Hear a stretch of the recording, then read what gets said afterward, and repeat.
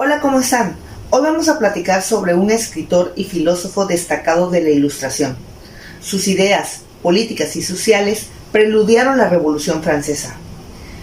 Su sensibilidad literaria se anticipó al romanticismo y por sus nuevos y fecundos conceptos en el campo de la educación se le considera como el padre de la pedagogía moderna.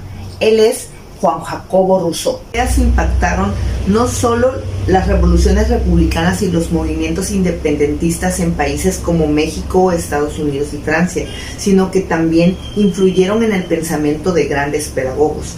Rousseau fue un genio que dejó tras de sí una enorme colección de obras, no solo por su prolijidad, sino también por su esencia.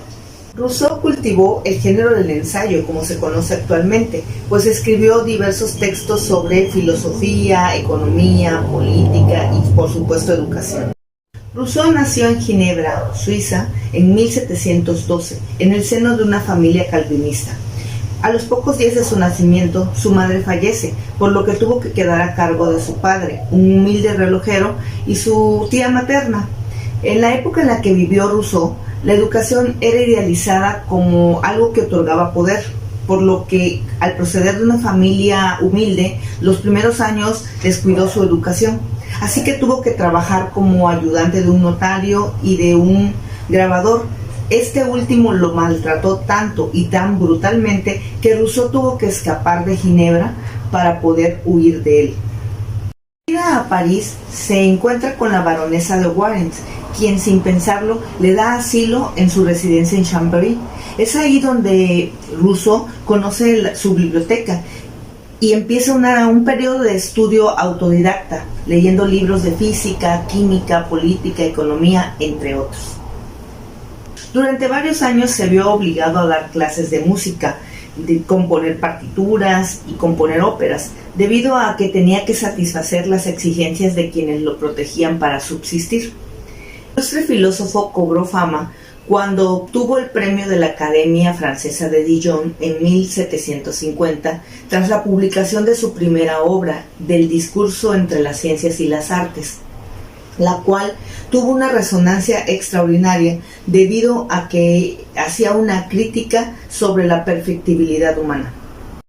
Rousseau colaboró decididamente en la difusión de una estética del sentimiento con la publicación en 1761 de su novela La Nueva Eloísa, la cual trata de la familia y la regeneración de la vida social mediante la idea de practicar una vida rústica, sencilla y dotada de la mayor pureza posible.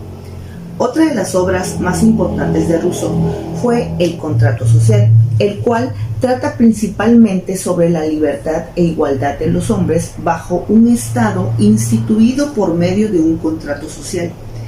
Esta obra brinda elementos para entender la idea de que la educación está bajo las normas del Estado y que por tanto es este quien debe garantizar la educación pública. Hablando de educación, en el mismo año 1762, Rousseau publicó otra de sus grandes obras, Emilio o de la Educación, considerada la mejor y la más importante de sus obras.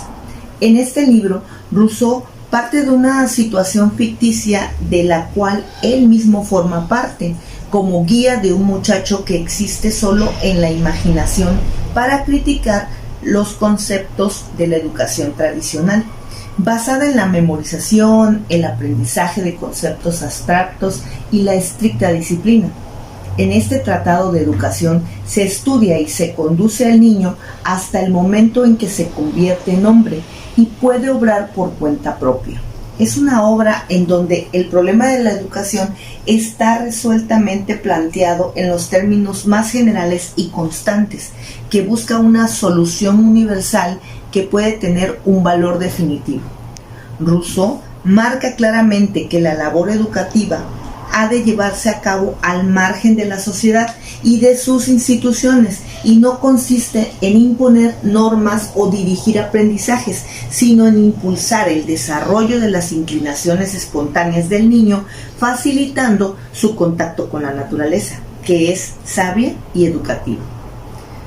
Por otro lado, Sus confesiones, publicadas póstumamente en 1782 y 1789, representan en un siglo inclinado a la autobiografía un ejemplo excepcional de introspección personal y de exhibición extremada de la propia intimidad, en un grado que no se alcanzaría hasta el pleno romanticismo.